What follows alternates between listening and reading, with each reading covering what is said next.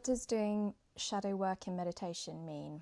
Well, for me, really, I would use the term integration. That's how I phrase it. And it's kind of being able to be with all these different parts of your experience. And often that can mean, the anger, the grief, the sadness, the regret on different levels and different layers. So within my meditations, it's really kind of the work that I do within my sessions is kind of holding space for all those parts that are ready to release. So I'm often setting the intention of just to be a compassionate witness and to allow to release what is ready to release.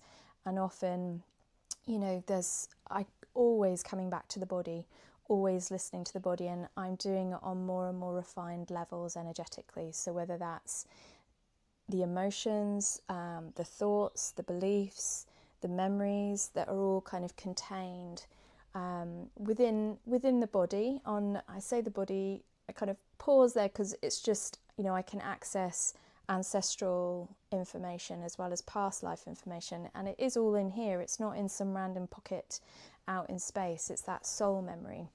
But if we start off with the here and now and the different ages that we've been in this life, I can be feeling, I'll come to the body and just really ask myself, okay, what's wanting my attention? Where am I wanting to go? And often I surprise myself with where my awareness goes, where my attention goes.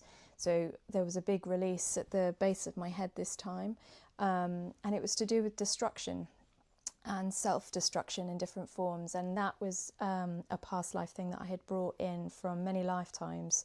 And it was a kind of a destructive energy, both outwardly and it would turn inwardly. And I was completely unaware of it. And I was really, I would say the higher self has that awareness, and as well as then having support from spirit guides or universal intelligence that is running through us, to actually hold that space. And often I see it as, I'm looking down to see if I've got a drawing that I can show you.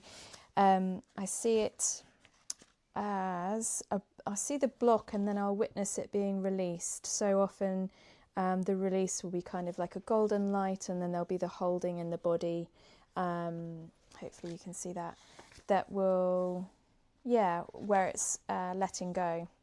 So really, the integration for me is about this ongoing letting go, and how we can keep, because our sense of identity is often wrapped up in our pain. Our sense of self is often wrapped up in the beliefs that are born out of that pain, and that holding that we're still doing, the holding patterns that are within us, those beliefs.